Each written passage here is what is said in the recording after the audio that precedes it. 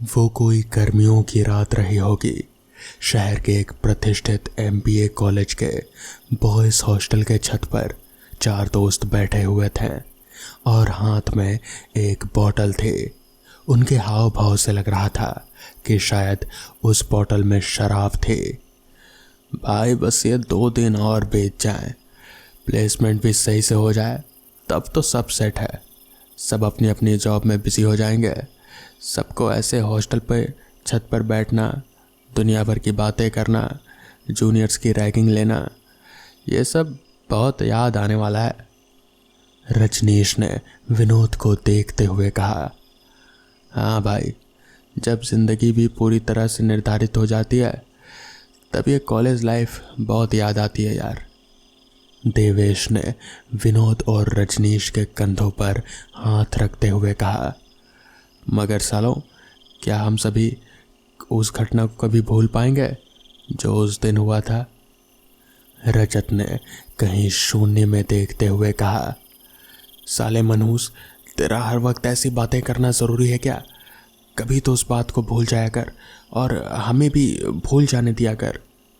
विनोद ने रजत को घूरते हुए कहा, वो बात हमारी ज़िंदगी का एक ऐसा कड़वा सच है जिसे हम चाहकर भी नहीं बदल सकते हैं। रजत ने कहा, अंधेरी रात में जब चांद भी बादलों के पीछे कहीं दुबका पड़ा था, उस 2 मंजिला भव्य हॉस्टल के सामने वाली सड़क से लगी रोड लाइट ही थे जो अंधेरे को मिटाने की कोशिश कर रहे थे। मगर अचानक वो भी ऑन ऑफ होने लगी और पास से घर घर की आवाज़ें आने लगी। चलो भाई, मौसम ख़राब हो रहा है, चलो नीचे चलते हैं। इस रजत की बातें सुनने से बेहतर है कि हम सब अपने अपने बिस्तर पर जाकर सो ही जाएं। देवेश ने कहा। इसके बाद वो चारों छत पर रखी बड़ी सी पानी की टंकी के दाईं ओर लगी लोहे की सीढ़ी से नीचे उतर गए। सब कुछ शांत हो गया था, मगर काले आसमान में बिजली चमक उठी और पानी की टंकी की ओट में एक बड़ा सा काला साया खड़ा नजर आया, जिसकी एक जोड़ी बिल्लौरी आंखें चमक रहे थे और अगले ही पल वो गायब था। रात के 2 बज रहे थे। दूसरी मंजिल के बड़े से गलियारे के दोनों ओर 6-6 कमरे थे और उस गलियारे से ही निकलता हुआ गलियारा बाईं ओर मुड़ गया था, जहां फिर दोनों ओर 6-6 कमरे थे। पहले वाले गलियारे के अंत में एक बड़ी सी वॉल क्लॉक लगी हुई थी और उसके बाईं ओर बाथरूम और दाईं ओर स्टोर रूम था। वॉल क्लॉक से आगे बढ़ते हुए देवेश और रजनीश का कमरा दूसरे नंबर का था। वो उसके सामने वाला कमरा विनोद का था। गलियारे में लगा छोटा सा पीला बल्ब केवल एक इशारा कर रहा था कि यहाँ जिंदा लोग हैं, अन्यथा वहाँ शमशान से भी ज्यादा खामोशी पसरी थी। रजनीश और देवेश अपने कमरे में अपने अपने बिस्तर पर सो रहे थे। उनके बगल वाले कमरे में रजत और विनोद घोड़े बेचकर सोए हुए थे। पूरे हॉस्टल में खामोशी पसरी हुई थी। रोड लाइट के ऑन ऑफ होने की तरह अब गलियारे में लगा बल्ब भी जल बुझ होने लगा था। पूरे हॉस्टल में किसी लड़के के फफक फफक कर रोने की आवाज़ें गूंजने लगी। रजनीश की आंखें खुली और नींद में ही एक फत्ती सी गाली देता हुआ वो बोला, कौन है यार, लड़कियों की तरह रोए जा रहा है रात के समय? और वो नींद में ही चलता हुआ बाहर गलियारे में पहुंचा, मगर वहां कोई नहीं था। हाँ, बल्ब जरूर अब भी जल बुझ रहा था। रजनीश ने पूरी दूसरी मंजिल छान मारी, मगर कहीं कोई नहीं मिला। थक कर वो वापस अपने कमरे में सोने के लिए जा ही रहा था कि तभी रोने की आवाज़ और तेज हो गई। इस बार ध्यान से सुनने पर रजनीश को वो आवाज़ बाथरूम से आती हुई महसूस हुई। कौन रो रहा है यार लड़कियों की तरह? उसने बाथरूम में झांक कर देखा तो कोई भी नजर नहीं आया, मगर अब गलियारे में लगे उस पीले बल्ब के साथ साथ बाथरूम की लाइट्स भी जलने बुझने लगी थी। रोने की आवाज़ अब पूरी तरह से बंद हो गए थे।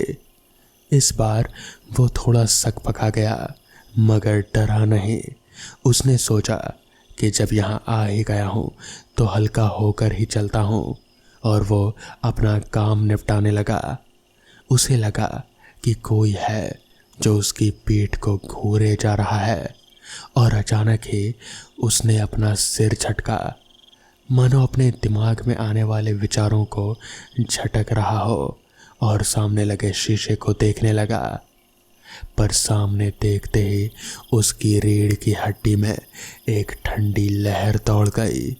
शीशे में उसे वही काला साया नजर आया जिसके सिर्फ आंखें चमक रहे थे, बिल्ली जैसी डरावनी आंखें। वो आंखें धीरे धीरे रजनीश के करीब आ रहे थे और करीब आती गई। कौन? रजनीश उन आंखों को पहचान चुका था, मगर उसे यकीन नहीं हो रहा था कि ये वही साया है। पहचान तो तू गया ही है, अब देर मत कर, चल मेरे साथ। उस काले साए ने आवाज में एक अलग ही लचक के साथ कहा। नहीं, मैं कहीं नहीं जाऊंगा। और तू लौट कैसे आया साले? कहता हुआ रजनीश उस साए को मारने के लिए पलटा ही था, मगर उसने रजनीश को दूर धक्का दे दिया और अपने बाईं ओर लगे वॉश बेसिन को उखाड़कर उसके सिर पर फेंक दिया। खून का एक फव्वारा निकला और अगले ही पल सब शांत। वो साया गायब हो चुका था। अगली सुबह तक पुलिस, वार्डन और हॉस्टल के लड़के उस बाथरूम में खड़े हुए थे। रजनीश की लाश को पहचानना मुश्किल हो चुका था। इधर देवेश, विनोद और रजत का चेहरा पीला पड़ चुका था। आखिर उनका दोस्त अब उनके बीच नहीं था, और जिस बेरहमी से उसका खून किया गया था उसे देखकर तो कोई भी डर जाता। उन तीनों का वो दिन जितनी मुश्किल से बीता था, रात उससे भी ज़्यादा मुश्किल से बीतने वाली थी। रात हो गई थी। तीनों ने बामुश्किल खाना खाया और अपने कमरे में सोने चले गए। उन्हें अब भी यकीन नहीं हो रहा था कि जिस रजनीश के साथ बैठकर वो बीती रात अपनी आगामी भविष्य की योजना बना रहे थे, वही रात रजनीश की आखिरी रात थी। विनोद और रजत तो अपने कमरे में साथ थे, जैसे तैसे उनका समय कट रहा था, मगर देवेश वो अपने कमरे में अकेला था। उसे रह रहकर रजनीश की डरावनी लाश उसके आंखों के सामने याद आ रहे थे। जैसे तैसे आंखें मूंदकर वो सोने की कोशिश करने लगा। रात के किसी पहर उसकी नींद दरवाजे पर हुई दस्तक के कारण खुल गई। देवेश, उस आंख ने बाहर से आवाज दी।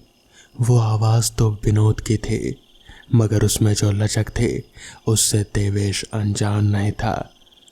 विनोद? देवेश ने घबराते हुए पूछा। दरवाज़ा खोल। वो आवाज़ अब अपनी लचक खोकर भयानक और डरावनी हो गई थी। देवेश की कमरे की लाइट भी बंद हो चुकी थी। अब उसे समझ आ गया था कि उसके कमरे के बाहर वो कौन था।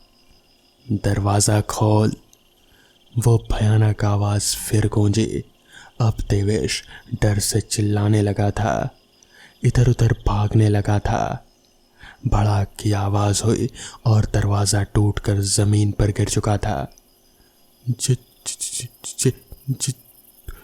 तू? देवेश की आवाज़ में डर झलक रहा था। हाँ, मैं। क्या गलती थी मेरी? तुम लोगों ने मुझे किस गलती के लिए इतना जलील किया था? जीते जी तो मुझ में ताकत नहीं थी तुम लोगों को जवाब देने की, मगर अब मरने के बाद मुझ में भी ताकत है और शक्ति भी। अब मैं बदला लूंगा, उस साय ने कहा, जिसे अभी अभी देवेश ने जय कहकर संबोधित किया था। वो एक झटके में ही देवेश के सामने आ खड़ा हुआ और देवेश डर से कांपने लगा। मुझे छोड़ दे जाए, मैंने वो सब जानबूझकर नहीं किया था, जाने दे भाई, प्लीज प्लीज, देवेश घिघियाता हुआ बोला। जय के सामने हाथ जोड़कर वो खड़ा था। कभी मैं भी ऐसे ही बोला करता था, तुमने छोड़ा था मुझे, जय ने गुस्से में कहा। वो अब भी एक साय के ही रूप में था। उस घुप अंधेरे में सिर्फ उसकी बिल्लौरी आंखें ही चमक रहे थे। मुझे छोड़ दे। देवेश का वाक्य पूरा होने से पहले ही एक गुलाबी रंग का दुपट्टा हवा में उड़ता हुआ आया और उसका एक सिरा देवेश के गले के चारों ओर गोल गोल लिपटता गया और दूसरा सिरा पंखे से जाकर बंध गया। देवेश हवा में झूल गया। उसकी जीभ बाहर लटकी हुई थी और गर्दन एक ओर मुड़ी हुई थी। जय जा चुका था अपना एक और बदला लेकर। दरवाज़ा वापस अपनी जगह लग गया था, बिल्कुल पहले की तरह। अगली सुबह जब देवेश बहुत देर तक भी अपने कमरे से बाहर नहीं निकला तो रजत और विनोद ने वार्डन को बुला लिया और इसके बाद जब देवेश के कमरे का दरवाज़ा तोड़ा गया तो सब सुन्न रह गए। देवेश की लाश पंखे से लटकी हुई थी और उसमें सफ़ेद रंग के कीड़े रेंग रहे थे। पूरी लाश सड़ चुकी थी, मगर ऐसा मुमकिन नहीं था। देवेश तो कल रात ही मरा था, तो फिर ऐसा कैसे हो सकता है? इतनी जल्दी उसकी लाश कैसे सड़ सकती है? रजत और विनोद अब एक दूसरे का चेहरा देखने लगे। शायद उन्हें भी अब अंदाजा हो चुका था कि उन्होंने कितनी बड़ी गलती की थी, जिसकी सज़ा उनके दो दोस्तों को मिल चुकी है और शायद अब इन दोनों को भी मिलने वाली थी। रजत और विनोद वहीं पास ही में खड़े पुलिस अफसर के पास गए और उन्हें अकेले में बात करने के लिए राज़ी कर लिया, जिसके बाद उन्होंने उस अफसर को पूरी बात बता दी। दरअसल रजत, विनोद, देवेश और रजनीश, ये चारों दोस्त एक जूनियर जयंत उसकी रैगिंग लिया करते थे। बहुत ही बुरी तरह से उसे जलील किया करते थे। एक दिन वो लोग हॉस्टल की छत पर जयंत को ले गए और उसे पूरी तरह से जलील करने लगे। जयंत हॉस्टल के छत पर किनारे पर बैठा हुआ था और गलती से इन लोगों का झटका जयंत को लगा और जयंत छत से धड़ाम से नीचे जा गिरा। गिरते ही उसकी मौत हो चुकी थी। चारों दोस्तों ने वहाँ से निकलना ही सही समझा और वो लोग वहाँ से निकलकर अपने अपने कमरे में आ गए। इस घटना को हॉस्टल की तरफ से आत्महत्या करार दिया गया। तब भी उन चारों दोस्तों ने किसी को कुछ नहीं कहा और ये राज हमेशा के लिए अपने में ही रखा और शायद इसीलिए उन लोगों को उनकी सज़ा मिली। बाकी अब बचे दो दोस्त, उन्हें पुलिस कस्टडी में ले लिया गया और फिर उन्हें कुछ नहीं हुआ। तो दोस्तों, ये थी आज की पहली कहानी। तो चलिए बढ़ते हैं आज की दूसरी कहानी की ओर। मैं लखीमपुर में ही जन्मा और पला बड़ा था।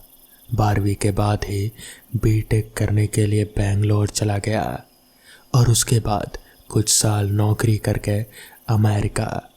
अभी 2 साल पहले ही अमेरिका से वापस भारत आया हूँ। पैसा काफ़ी जमा हो गया है। अब सोच रहा हूँ कुछ बिजनेस शुरू करूँ।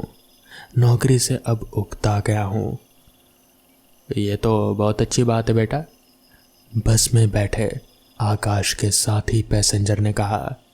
वो आकाश के पिता की उम्र के थे और उनके चेहरे पर जिंदगी भर का तजुर्बा खासा झलक रहा था। आकाश को हमेशा ही अच्छा लगता था अपने से बड़े बुजुर्ग लोगों के साथ सलाह मशवरा करना। जब तक उसके पिताजी जिंदा थे, ऐसा कोई जिंदगी का फैसला ना रहा जो उसने उनकी सलाह मशवरा के बगैर लिया हो।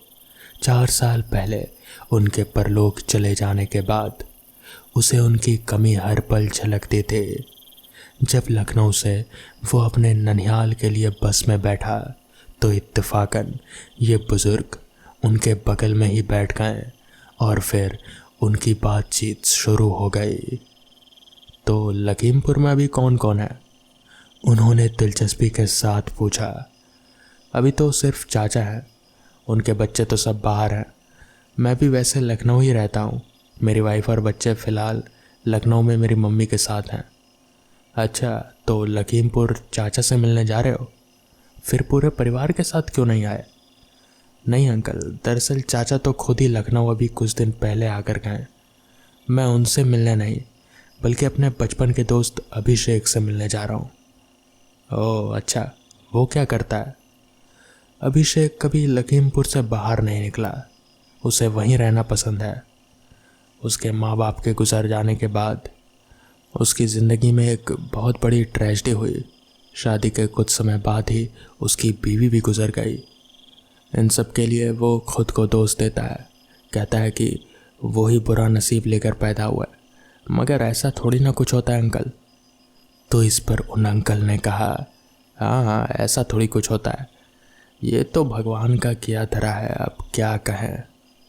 फिर आकाश ने कहा, अभी जब उसने सुना कि मैं इंडिया वापस आ गया हूँ तो मुझे एक दिन कॉल किया उसने।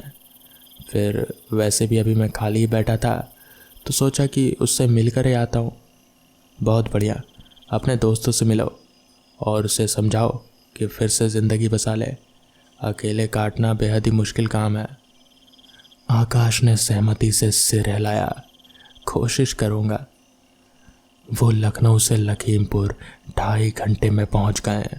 बस स्टॉप पर उतरने के बाद आकाश ने अपने साथी पैसेंजर से विदा ली और फिर एक रिक्शा पकड़ लिया। राजगढ़ चलना भाई। इतने साल अमेरिका में रहने के बाद उसे एक अलग ही रोमांच आ रहा था अपनी जन्मभूमि या फिर अपने घर वापस आने पर।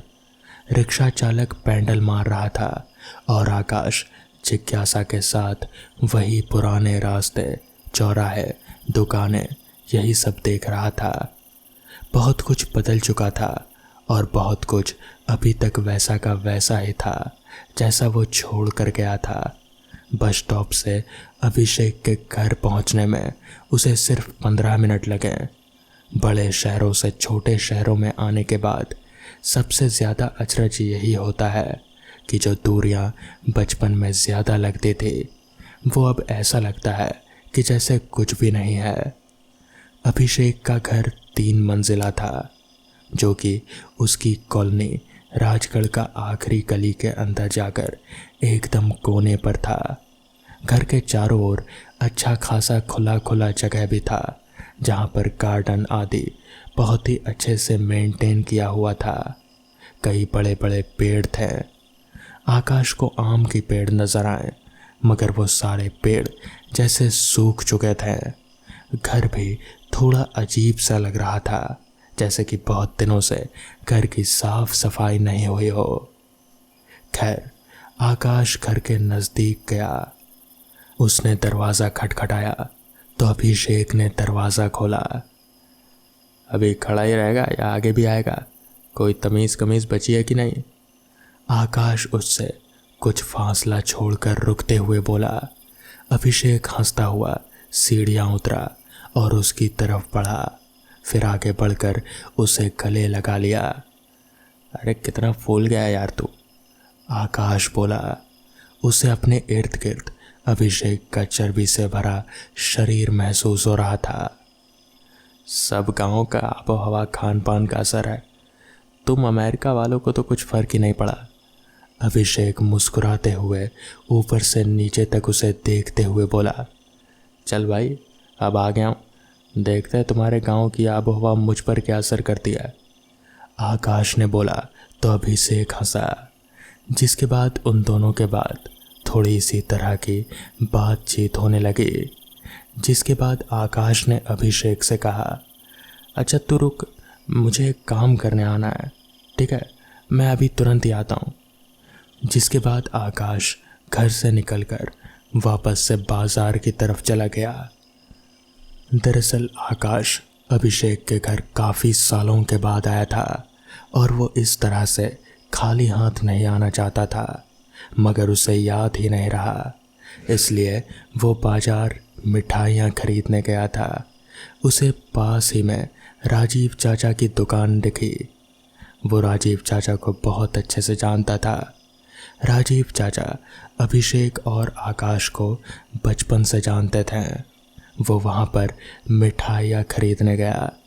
राजीव चाचा को उसे पहचानने में थोड़ी दिक्कत ज़रूर हुई, मगर फिर उनके कहने पर वो उसे पहचान गए। राजीव चाचा ने आकाश को कहा, बहुत अच्छा हुआ बेटा तुम आ गए, अभिषेक के बारे में सुनकर बड़ा बुरा लगा। तो इस पर आकाश ने हैरान होते हुए राजीव चाचा से पूछा, अभिषेक के बारे में क्या? तो इस पर राजीव चाचा ने कहा, तुम्हें बताया नहीं किसी ने? अभिषेक ने अभी 2 महीने पहले ही खुदकुशी कर ली। ये सुनकर तो आकाश के पैरों तले ज़मीन ही खिसक गई। उसे कुछ होश ही नहीं रहा। उसे समझ नहीं आ रहा था कि जब अभिषेक 2 महीने पहले ही मर चुका है तो फिर वो कौन था जिसे अभी आकाश मिलकर आया था।